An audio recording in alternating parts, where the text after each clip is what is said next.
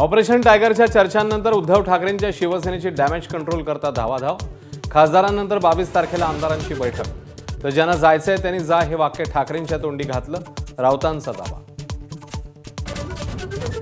आमच्या वादामुळे चंद्रपुरात काँग्रेसचा महापौर बसवू शकलो नाही हे दुर्दैव।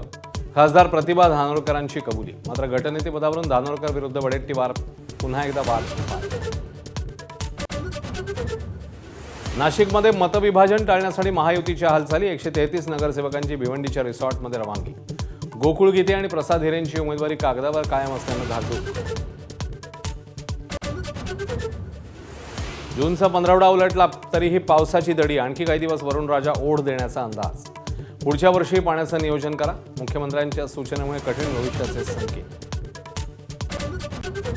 पुण्यापाठोपाठ कॉक्रोच जनता पार्टीचं नागपुरातही आंदोलन। नीटची परीक्षा रद्द झाल्यानं आत्महत्या केलेल्या आकांक्षा चतुर्वेदीच्या कुटुंबियांची दीपकेंकडून भेट। राज्यातल्या महिला बचत गटांसाठी मोठी बातमी। बचत गटांना राज्य सरकार देणार 1 हेक्टर जमीन।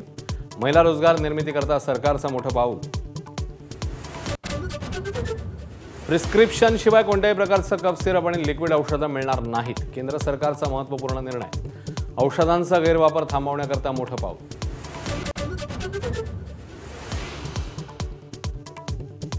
फ्रान्समधील G7 शिखर संमेलनात पंतप्रधान मोदी आणि डोनाल्ड ट्रम्प यांची भेट। कार्यक्रमादरम्यान दोन्ही नेत्यांचं हस्तांदोलन।